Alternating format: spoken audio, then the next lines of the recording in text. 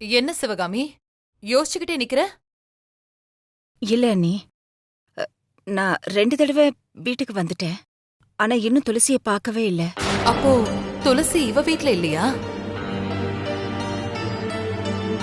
அதான் அவளையும் பார்த்துட்டு போலாமேன்னு யோசிச்சேன். அவ எங்க அண்ணி? உள்ள இருக்காளா?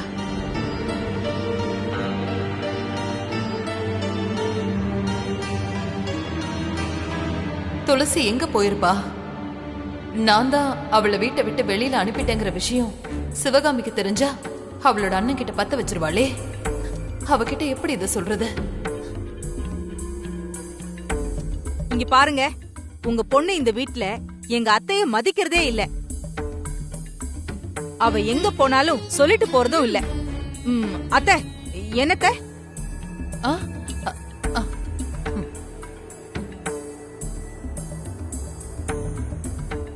ருத்ரா, துளசிய பத்தி அனாவசியமா தப்பா பேசாத.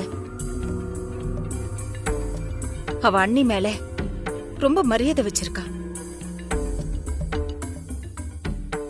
பெரியவங்களுக்கு மரியாதை கொடுக்க தெரியாத பொண்ணா நான் அவளை வளர்க்கல. இல்ல சிவகாமி, ருத்ரா சொல்றதுதான் கரெக்ட். உன் பொண்ணு எங்க போனாலும் என்கிட்ட சொல்றதே இல்ல.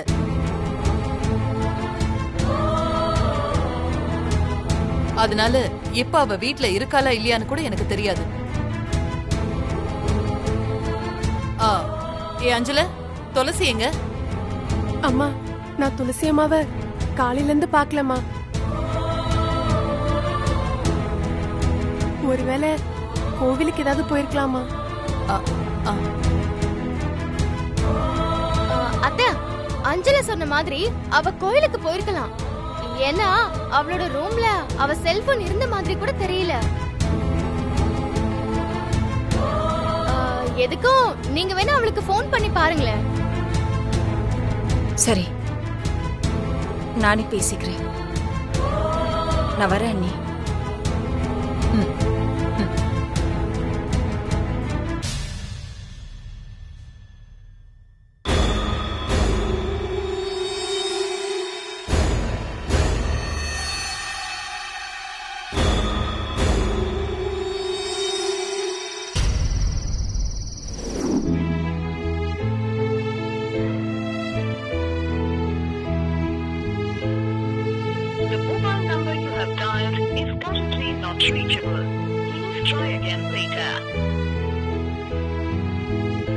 என்னது இது?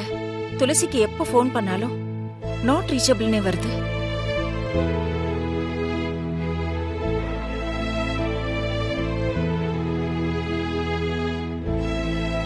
சிவகாமி, விஸ்வாக்கு எது இம்ப்ரூவ்மெண்ட் இருக்கா? விஸ்வா இப்ப ரொம்ப நல்லா இருக்காங்க. உடம்புலயும் எந்த உஷ்ணமும் இல்ல. அம்மா கூட நல்லா குறைஞ்சு போச்சுங்க. எல்லாம் அந்த அம்மனோட அபிஷேக தீர்த்தத்தோட மகிமை. அதை விட நீ காமிச்ச அன்பும் அக்கறையும் தான் விஸ்வாவை குணப்படுத்திருக்கு சிவகாமி. பெத்த தாயோட பாசம் நம்ம சாமி மேல வைக்கிற பக்தியோட வசந்தது சிவகாமி. என்னங்க நீங்க என்ன போய் சாமி கூட எல்லாம் கம்பேர் பண்ணிக்கிட்டு? தெய்வம் தாங்க எல்லாத்துக்கும் காரணம். அவ நன்றி ஒரு அணுவும் அசையாதுன்னு பெரியவங்களே சொல்லியிருக்காங்க. அதுவும் சரிதான். சிவகாமி, நீ சாப்பிட்டியா? எங்கெங்க சாப்பிடுறது? இந்த துளசிக்கு போன் பண்ணி நான் அழுத்து போயிட்டேங்க. போன் நாட் ரீச்சபிள்னு வருது. இந்த பொண்ணு எங்க போனானே தெரியல. எங்க அண்ணி வீட்ல கூட போய் நான் தேடி பார்த்துட்டேங்க. அங்கேயும் அவ இல்ல. அந்த கவலையில தான் என்ன பண்றதுன்னு தெரியாம நான் உட்கார்ந்துட்டு இருக்கேன். துளசி கத்தி குத்துப்பட்டு ஹாஸ்பிட்டல்ல படுத்திருக்கா. உன் பொண்ணு துளசியும் இந்த விஷயத்தை உங்ககிட்ட சொல்ல வேணாம்னு சொல்லிட்டா. அவ காயத்தோட படுத்திருக்கான்ற விஷயம் உனக்கு தெரிஞ்சதுன்னா அவ்வளவுதான். நீ துடிச்சு போயிடுவ சிவகாமி, துடிச்சு போயிடுவ.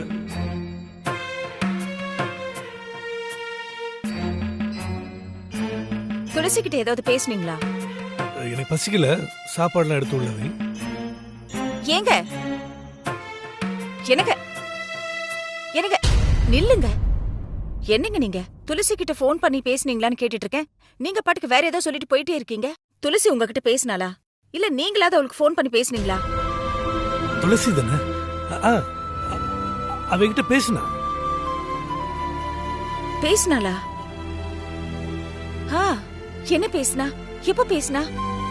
அவ எங்க இருந்துங்க பேசினா? அத கேட்டீங்களா? என்னங்க பேசாம இருக்கீங்க? சொல்லுங்க.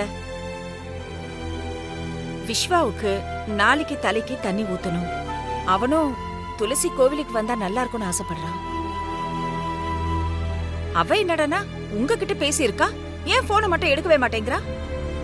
சிவகாமி, துளசி கோயிலுக்குள்ள வர முடியாது, வரவும் மாட்டா. அது விஸ்வா கிட்ட நீயே சொல்லிடு. ஏங்க என்னாச்சுங்க அவளுக்கு அப்படி? இதையும் உங்ககிட்ட சொன்னா ஏன் எனக்கே போன் பண்ணி சொல்ல வேண்டியதானே? துளசி உங்ககிட்ட பேசலனா அவளுக்கு சொல்ல முடியாத காரணம் ஏதாவது இருக்கும். என்னால முடியல.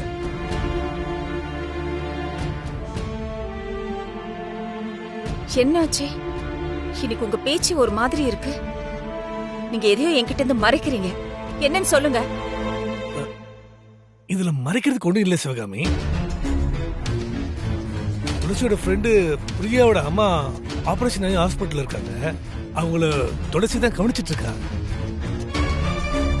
அதுக்காக தான் அப்படி சொன்னேன். சரி, எனக்கு ரொம்ப டயர்டா இருக்கு, நான் போய் ரெஸ்ட் எடுத்துக்கிறேன்.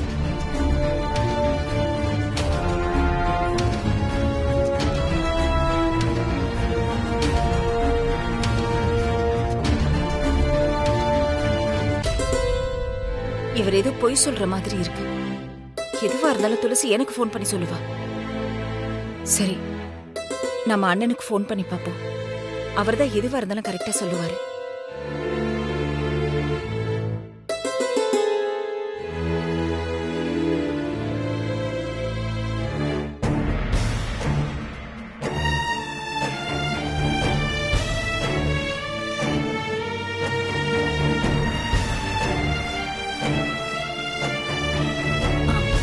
இப்ப கொஞ்சம் இம்ப்ரூவ்மெண்ட் ஆயிருக்கு சார். இன்னைக்கு ஒரு நாள் அப்சர்வேஷன்ல இருந்தா போதும். நாளைக்கு நீங்க வீட்டுக்கு கூட்டிட்டு போயிடலாம் சார். Thank you doctor. ஒரு நிமிஷம் வாங்க சார். இப்போ வந்துடுறோம்.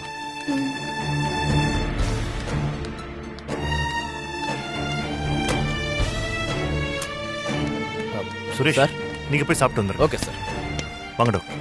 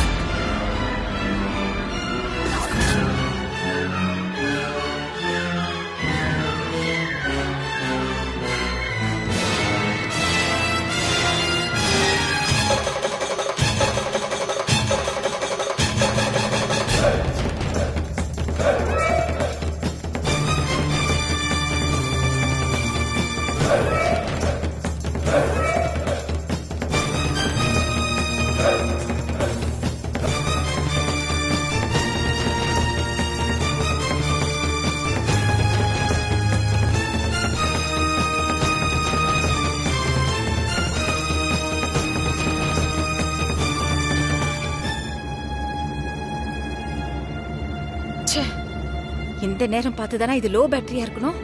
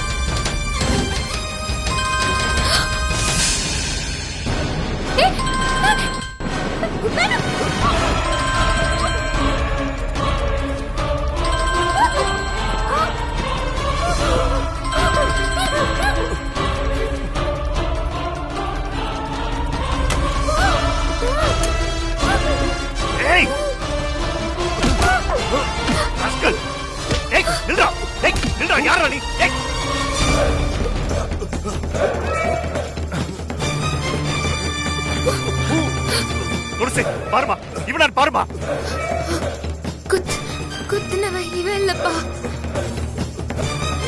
ஆனா இவனும் கூட தான் இருந்தான்.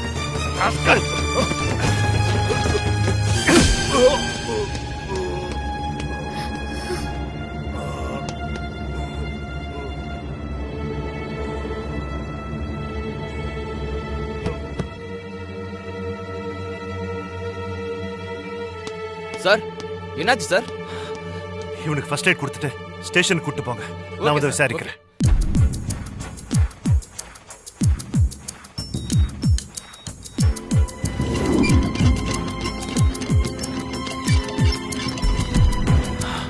துளசி, இது ராபரி கேஸ் மட்டும் இல்லம்மா. யாரோ உன்னை மர்டர் பண்ண ட்ரை பண்ணிருக்காங்க.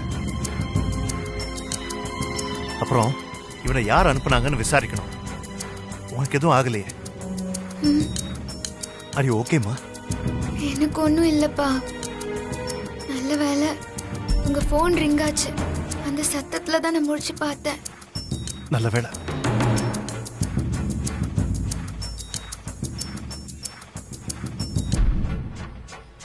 சிவகாமி தான் கால் பண்ணிருக்கா. அவதாமா உன்னை காப்பாத்திருக்கா.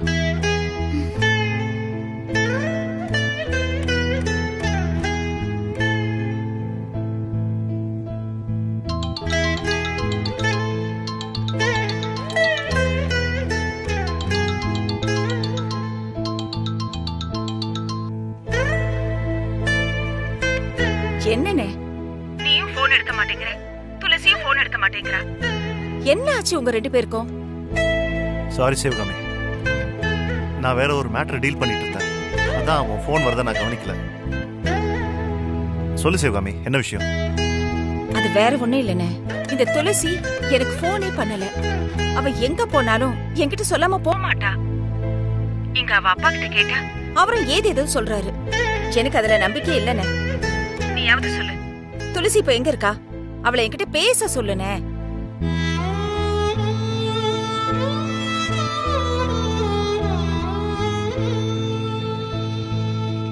துளசி, பார்த்திபன் என்ன பொய் சொன்னான்னு தெரியலையே. நாம வேற ஏதாவது சொல்லி மாட்டிக்கூடாது.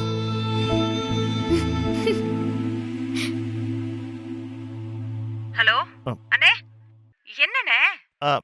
சிவகாமி, பார்த்திபன் உங்ககிட்ட என்னமா சொன்னா? அதுவா, துளசி ஏதோ அவ ஃப்ரெண்ட் பிரியாவோட அம்மாவுக்கு உடம்பு முடியலையா, ஆபரேஷனா. அதனால பிரியாவுக்கு துணைக்கு ஹாஸ்பிட்டல்ல இருக்கிறதா இவர் சொல்றாரு. அதான் கரெக்டா? சொல்லுனே. ஆமா சிவகாமி, பார்த்திபன் சொன்னது உண்மைதான். இப்ப அவ ஹாஸ்பிட்டல்ல தான் இருக்கா. அடுத்தவங்களுக்கு உதவி பண்றதுல துளசிக்கு அப்படியே உன்னோட குணம்னே. என்ன இருந்தாலும் அவ உன்னோட ரத்தம் தானே. சரிண்ணே, துளசி போன் பண்ணா விஸ்வாவுக்கு நாளை காலையில தலைக்கு தண்ணி ஊத்த போற விஷயத்த மட்டும் சொல்லிடுனே. சரிம்மா, நிச்சயமா சொல்லிடுறேம்மா. எனக்கே இப்பதானே நீ சொல்ற. விஸ்வா நாளைக்கு நம்ம வீட்டுக்கு வந்துருவான்ல. பைரவிக்கு இந்த விஷயம் தெரியுமா சிவகாமி? சொல்லிட்டேனே. அவங்க ரொம்ப சந்தோஷப்பட்டாங்க. சரிண்ணே, நான் போனை வச்சிடுறேன். காலையில நான் சீக்கிரம் எந்திரிக்கணும், நிறைய வேலை இருக்குனே. சரிம்மா.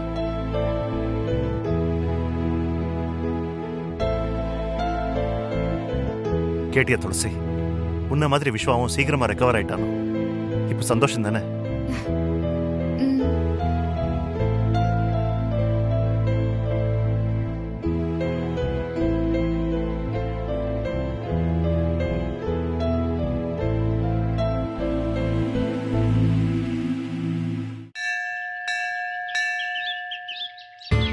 எனக்கு தண்ணி ஊற்றும் போது துளசி கூட இருக்கணும்னு நான் ஆசைப்பட்டேன். ஆனால் அது நடக்காதது வருத்தமாக இருக்கு.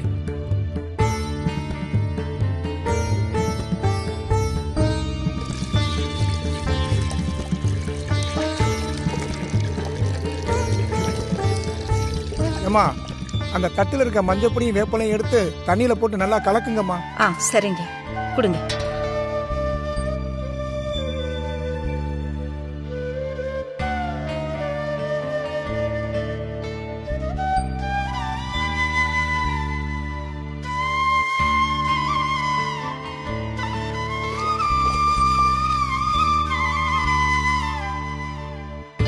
அம்மா நல்ல நேரம் முடிய போகுது, அதனால அம்மனை நல்லா வேண்டிக்கிட்டு தம்பி தலையில 3 தடவை தண்ணியை ஊத்துங்கோ.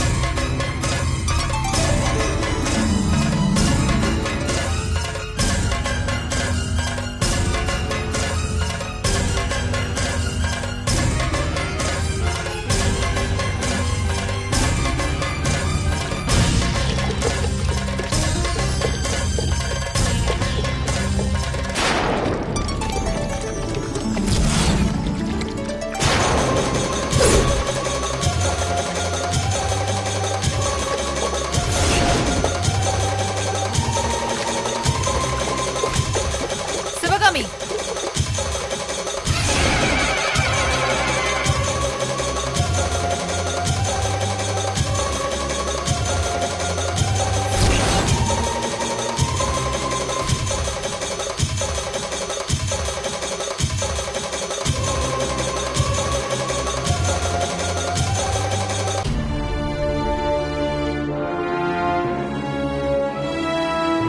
நீதானே என் பையனுக்கு நான் தான் தண்ணி ஊத்தணும்னு சொல்லி கோயிலுக்கு வர சொன்னேன். இப்ப என்னடானா நீ தலைக்கு தண்ணி ஊத்திட்டு இருக்க. இதுக்கு மேல நீ ஊத்த வேண்டாம். கூடாத குடு.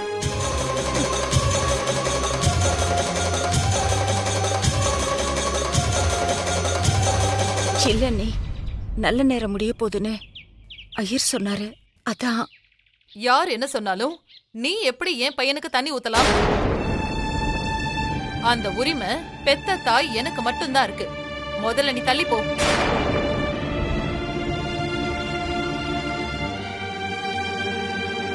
அம்மா இவங்க தான் தடவை தண்ணி ஊத்திருக்காங்க, அதனால மிச்சம் 2 தண்ணியை அவங்க தான் ஊத்தணும். அது எப்படி சாமி? நான் வருவேன்னு இவளுக்கு முன்னாடியே தெரியும். அதான் அதுக்குள்ள இப்படி ஒரு பிளான பண்ணி இந்த காரியத்தை இவ பண்ணிருக்கா. இவன் ஏன் புள்ள, நான் தான் இவனுக்கு தண்ணி ஊத்தணும்.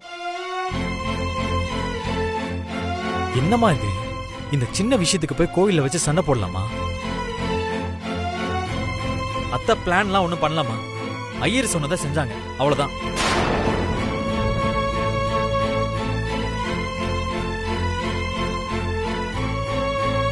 இந்த பாருங்கம்மா, இந்த அம்மா தான் அம்மனுடைய தீர்த்தத்தை உங்க பையனுக்கு கொடுத்துருக்காங்க.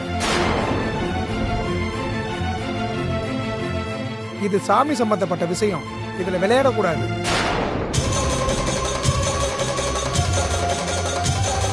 இவங்க அத்தையா இருந்தாலும் அவங்களும் அம்மா மாதிரி தான்.